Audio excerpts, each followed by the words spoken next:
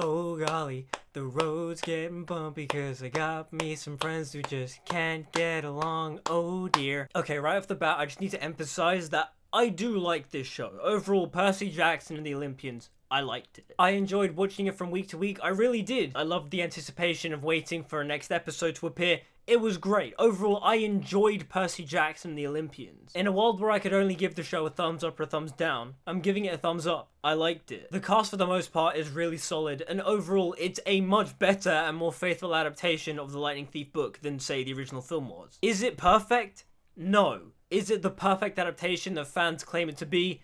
No. Does it have its fair share of problems? Yes, 100%. And I just want to note that before I get into my review of the episodes, I just need to say that every criticism and nitpick I lob at the show is done out of love. I want the show to be great, I genuinely do. But at the end of the day, if you were to ask me, is this going to be Disney's version of Harry Potter?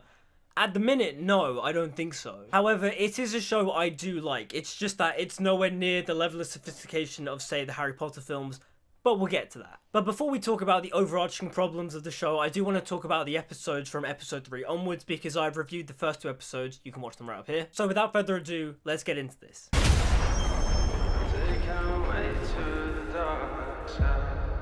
Was it me, or did it feel like they really rushed getting out of Camp Half-Blood? Like, I feel like I barely spent enough time in the camp, and all of a sudden episode 3 starts, and they've left the camp. Also, I really don't like this portrayal of Gabe at all. He is not threatening, he is not menacing, he is not scary, he's just some schlubby guy. He kind of talks like this all the time and is like, hey Percy, I'm gonna say every line like I'm about to tell a joke and you have to laugh at the end of it. And that especially doesn't work when he has to deliver the Oracle's prophecy. Like, yes, it's book accurate, it's just that I don't like this actor for Gabe at all. I'm sure he's good for other things, but in terms of portraying the character of Gabe, I think he's completely miscast. Also, I'm pretty sure in the book it wasn't Gabe's voice that was actually coming out of the smoke image, it was the Oracle's voice, so why didn't they put in like a spooky Oracle voice? Like, come on. A lot of the pacing and the direction of the episodes are really weird and really wonky and feel very rushed at times. And it's not just in episode 3, it's a recurring problem throughout the entire show. A key example of this is when they're in the bus. Annabeth leaves to get snacks and Percy and Grover are talking about the monsters. We cut to Annabeth in the store getting the snacks and she sees Mrs. Dodds, and then we cut back to Percy and Grover and they're talking about Grover's song he just sang. By the way, I do just want to point out, I loved Grover's song. I thought that was so funny. The way Ian Samadri delivered it was fantastic. It's such a great and funny moment. Oh golly, the road's getting bumpy cause I got me some friends who just can't get along, oh dear. And then we cut back to Annabeth in the store going back into the bus, and then as she gets back into the bus, Percy and Grover are still talking about monsters. The editing of those sequence of events didn't flow and felt quite jarring when I was watching it. Also, really getting into the meat of the episode, this is the Medusa episode, and I'm not gonna lie, I wasn't entirely a massive fan of the way they handled Medusa's story. The way they changed Medusa's character to make her more in line with the victim that we get in the real Greek mythology, that was fine. I didn't mind that. My problem with Medusa in this episode was the fact that the trio walk into her lair and immediately Annabeth's just like, oh, we're in Medusa's lair. How did she know that? It sucks out all the tension of them going, it's Medusa's lair, we gotta run. And they just kind of walk into her lair and let her talk to them, and she doesn't turn them to stone just because, and it's like, why? Like, I get the reason why the kids didn't leave straight away, they were being chased by the Furies, but still, them just walking into Medusa's lair was just a bit weird. Also, in the books, I swear the kids are like really hungry and they get lured into Medusa's lair by the smell of the hamburgers and such. In many ways, it feels like the show is taking away that childish innocence, and in many ways, it's taking away the cautionary tale of stranger danger. I also didn't love the design of Medusa's snake hair. It just felt very cheap. Like, when you look at the Lightning Thief film, Uma Thurman's Medusa design is pretty cool. Like, sure, yeah, the black leather Matrix look is a bit whatever, but in terms of the snake hair, it's big, it's wild, the snakes are moving, it's dynamic. But then you look at the show and it's just like, yep, the snakes are just like dangling down from her head and whatever. It doesn't look great. I will give the show props though in terms of the way they dealt with Medusa, because in many ways it is hard to show a decapitation without doing either a jump cut or making it really graphic and violent. But the show gets away with it by having Annabeth put her cap on Medusa's head. Percy chops off Medusa's head and she's invisible. So they get away with it, and I think it's pretty cool. I think that's a really clever way to get around the Disney censorship. Also, the Hermes cameo at the end was pretty cool when he delivers Medusa's head to Mount Olympus. That was pretty cool.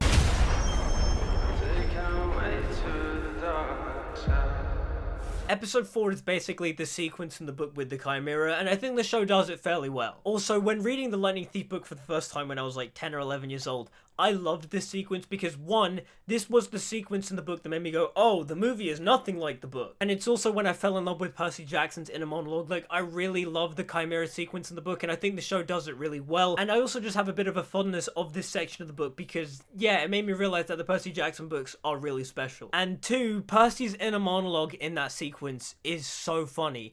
The moment where he jumps off the arch and is just like, ah,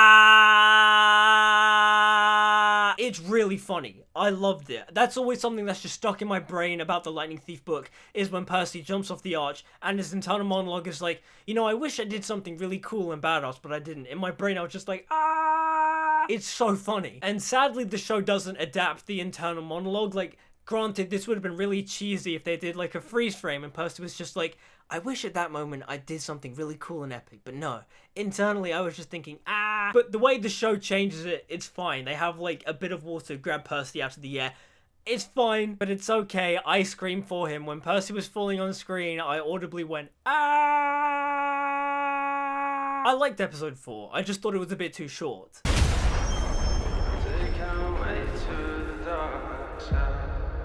Episode 5 is the episode where I realized the pattern of the changes the show made to the books, to where the show would follow the storyline of the book, but certain events they made changes to, and in many ways a lot of the changes they made didn't either make sense or were kind of unnecessary. The episode starts off fairly accurate. The gang meet Ares in the diner. Ares asks Percy to go and retrieve his shield from the Tunnel of Love. Percy and Annabeth go. In the books I think Grover goes too, but in the show, they change it so like Grover stays with Ares so he can work out who the Lightning Thief is. Also, was his love needle drop in the Tunnel of Love funny?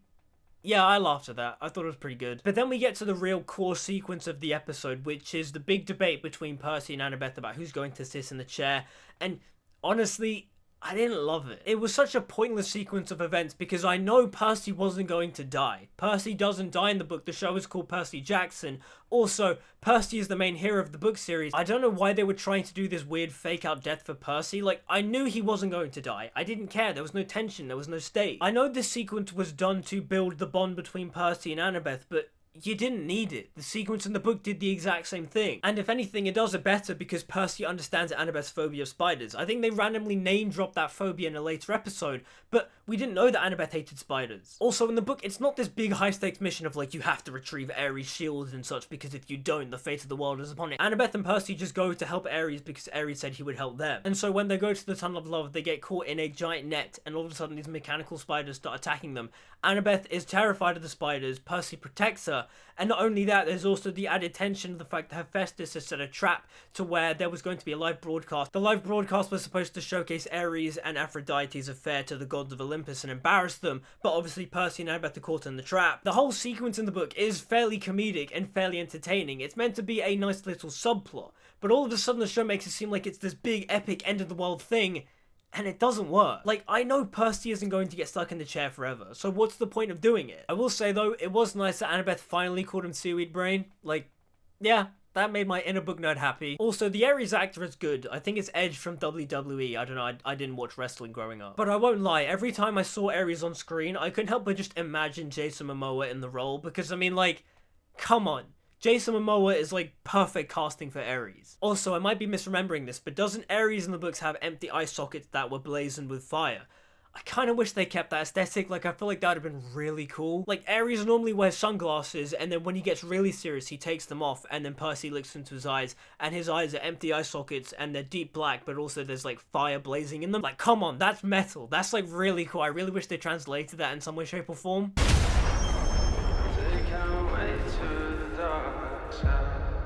Again, episode 6 is another episode with weird book changes, and in many ways, this, I think, is even worse than episode 5 in terms of the changes they made, because the changes they made takes away all the tension, and in many ways, it confuses the audience in a lot of ways. So, they go to the Lotus Casino to find Hermes. In the books, they just went in to stop by because they're on the road, and they were tired, and they were hungry, and they were lured into the trap of the Lotus Casino. But sure, yeah, they need to find Hermes for whatever reason. So they go in, and all of a sudden, they do the thing where they're just like, oh, we know what happened now, we should not eat the flowers, even though there are no flowers in the hotel. And it also doesn't matter if they try to avoid the flowers or whatever, because it's being pumped into the air. Again, what is it with this show trying to take away the cautionary tale from the book?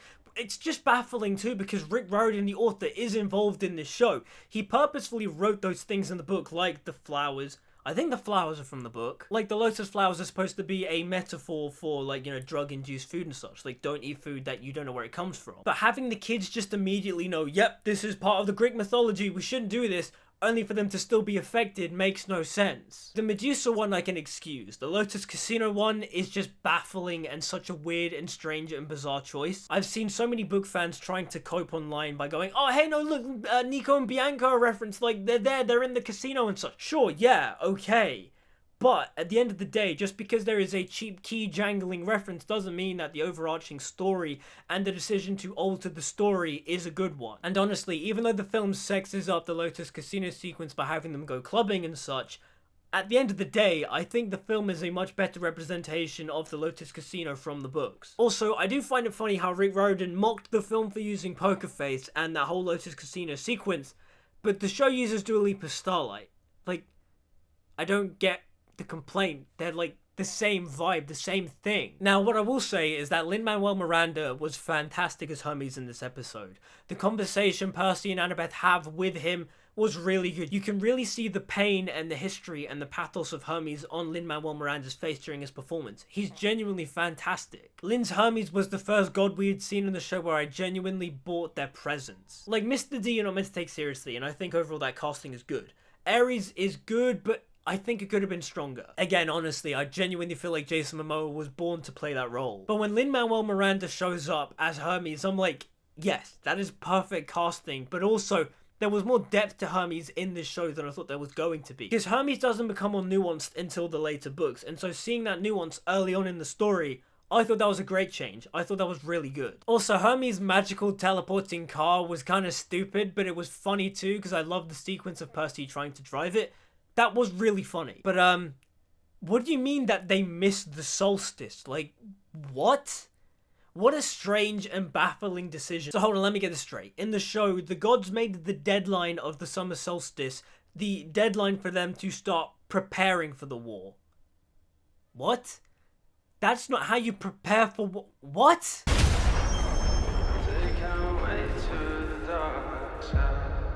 Episode 7, I'm mixed on. There's stuff in it that really works, but then there's other stuff where I'm just not a fan of it. Also, not to mention, I could barely see a thing half the time. Like, oh my god, the color grading and the lighting was horrendous in this episode. It's nice to see that they did include the Krusty's waterbed sequence, because I wasn't sure if they were going to, but also at the same time, they changed it from the book where the kids aren't in peril at all. So in many ways, it was kind of pointless. Also, call me crazy, but I swear the actor that plays Krusty is the same actor that played Charon in the original Lightning Thief film. Like, I've watched that film so many times, like, I recognized the voice and I was like, no way, is that Charon from the film as Krusty? What? That's really cool. Also, I wasn't a fan of how the show made Charon just this ghoulish looking man in a hood. Like, come on, where's the sassy Charon from the book that loves Italian wool suits and such and he wants a pay rise from Ares? Where's that whole sequence? Honestly, there are so many sequences in this episode that you could trim and cut and replace it with a proper Charon sequence. Like, I don't know why we had to have this big set piece with Cerberus. Like, it was just visual noise. We didn't need it. It dragged out the episode. That being said, though, I did like the scene where Charon confronted them and was just like, you guys aren't dead. And then Percy's just like, we're all dying eventually. Walker Scoble is so good as Percy. So a change they made in the show that at first confused me, but as it went on, I went along with it, was the fact that the water spirit gives Percy 4 pearls, unlike in the book where she gives him 3. That change I was confused by until we get to the underworld and they lose one. That made sense, because it doesn't go against the prophecy of Percy realizing that he will fail to save what matters most in the end, because he still leaves his mum behind, so it was fine. And it also makes Poseidon look like less of a jerk and more like he did care for Sally, so that's a change the show made that I didn't mind. A change I did mind, however, was the sequence where Grover almost gets dragged into Tartarus like in the book, and Percy saves him. However, Percy opens his backpack and discovers the Master Bolt right then and there. Why? The whole point was that Percy internally goes, ah, my bag's heavy. And then when he gets to Hades' throne room, Hades is just like, you have the bolt. Percy takes out the bolt and it's just like, that wasn't in my backpack. What the hell? Why does this show keep taking away all the tension by having everyone know everything straight away? Speaking of Hades, I didn't really like the actor's portrayal of Hades. There's something about the casting of the gods in this show that's very hit and miss. When you think of Hades, Lord of the Underworld, Lord of Darkness, and the way he's described in the book, Hades is metal to the core. He's got like a big flowing robe with like skulls and people's faces and such. He is like the ultimate Lord of Darkness. In the show, he's just some guy in a velvet dress robe, and it's like, no. If people thought Steve Coogan was bad in the Lightning Thief film, I think this guy is just on the same level. There's no gravitas to Hades. You need to feel Hades' weight, Hades' presence. This should be a guy where you look at him and you go, yeah, that's Hades. That's Lord of the Underworld. Yeah, he's pretty cool. Hades is supposed to be like the ultimate like rocker metal guy, and he just doesn't carry that weight in the show. That being said, I did love the moment where Percy leaves his mum and he's just like, hold fast, and he throws the pearl down on the ground. That was a great callback to episode 1. That was really well done. Now, I have been moaning and complaining about this episode, but what I will say is that the best part of this episode was the flashbacks between young Percy, Sally, and Poseidon. That stuff was great. It really showed the struggles of Sally and young Percy's relationship and how him not having a father really affected her life and affected his life. It was really good, powerful, emotional stuff. I loved it. I do just find it a bit weird how the show didn't have more scenes like this. Like, we couldn't have the proper Gabe from the books because he's too abusive, but we could have a scene where Sally leaves Percy in the car. What? It's not really a nitpick with the scene, it's more just a problem I have with the entire show. It's like, we can have one dark thing, but we can't have the other. Also, when I speak of godly presence, when Toby Stephens showed up as Poseidon, yes, that's what I was talking about. He showed up on screen and I was like, yep, that's Poseidon. I can 100% see this guy as Lord of the Sea. The gravitas he brought into his performance, fantastic. That was great. And I liked how this flashback established the scene in the finale where Percy and Poseidon talk. It's really good foreshadowing, it's really good setup, it's a great moment.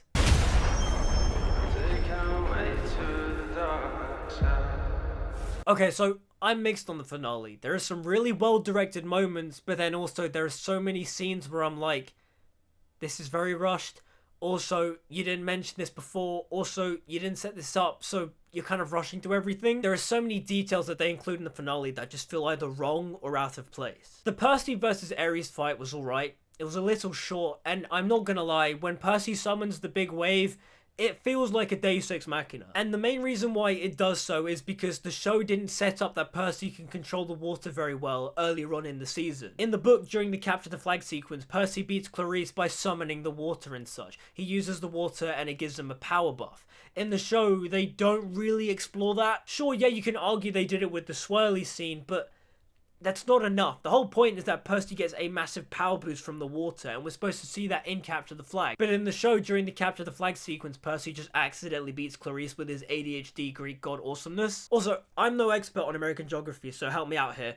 How far was the beach Percy was at from Manhattan? Like, he just shows up at the Empire State Building. Like, how did he get there? In the book, he takes a plane, which is dangerous, but it's fine because he has the Master Bolt. Earlier on in the book, Annabeth tells Percy not to take any form of air travel because Zeus controls the sky and it's Zeus's domain. But in the book, it's fine for Percy to take the plane because he has Zeus's Master Bolt and Zeus knows Percy's going to bring the bolt to him. So, that's fine, but in the show, how does he get to the Empire State Building? Also, the overall design of Olympus was cool. I just was not a fan of the cinematography. Like, the low black levels, the low contrast, like, God, the look of this show really annoys me. Everything looks so flat and bland and boring and cheap. Like, come on. Honestly, what has happened to modern cinematography? It genuinely breaks my heart. The scene on Olympus between Percy, Zeus, and Poseidon was awesome. It was genuinely so good. The performances from all three of the actors was fantastic.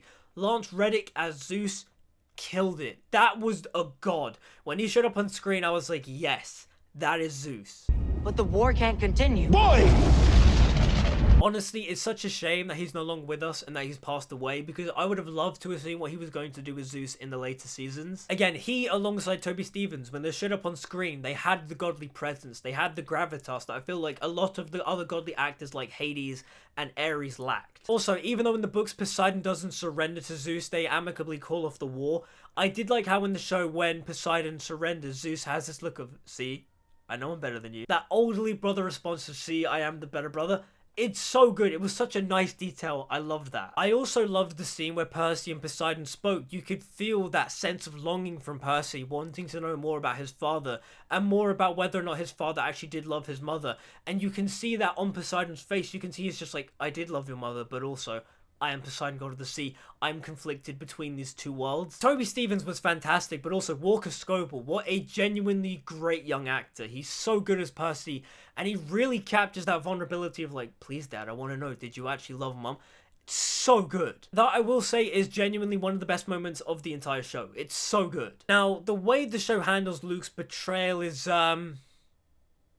it's a bit weird. I did like the beginning of the sequence where Percy and Luke walk into the woods and Percy is slowly putting together the pieces that Luke is the lightning thief. It's just that as soon as Percy realizes that, all of a sudden the scene shifts and becomes a bit odd. Like, instead of Luke poisoning Percy with a scorpion, they get into like a sword fight. It's a bit weird. Granted, I did appreciate the fact that the two of them fighting paralleled the beginning of the episode where the two were sparring earlier on, but then also, it's just a bit odd. Why didn't you just do the scorpion scene from the book? Like, that genuinely does just baffle me. The show is being sold on the fact that the original author is involved, that it's going to be more book accurate, but then they do these weird changes that aren't book accurate, and you kind of go, so what is the point? Like, yes, on paper, the show is more book accurate, but also, it's not as book accurate as it's advertised to be. Also, yeah, Annabeth throwing her dagger at Luke, that's nice foreshadowing. If you know, you know. Also, they never even properly explained backbite, so like the whole point is that the sword is half celestial bronze and half real steel, so that the sword can kill both demigods, monsters, and humans. Is the weird power of it being able to create portals a thing made for the show, or is that also a thing from the book? Because I don't remember. But there are also a lot of missed details from the book that earlier episodes rush past, which makes the conversation between Percy and Luke also feel very rushed. For example, Luke giving Percy the winged shoes only for Grover to wear them was not explained in the show at all. In the book, Annabeth told Percy not to wear them because Percy should not be flying as it was Zeus's domain, and Zeus would most likely try to mess with Percy. They also never really explained how Luke stole the bolt from Olympus. Like, from what I remember, they're supposed to be at a camp field trip to Olympus, and then Luke steals the bolt and Hades' helm and was caught by Ares, and then they hatch their plan to cause a war amongst the gods. Also, the show killing Gabe just feels wrong. Gabe was supposed to be a monstrous asshole in the book, and so when he died,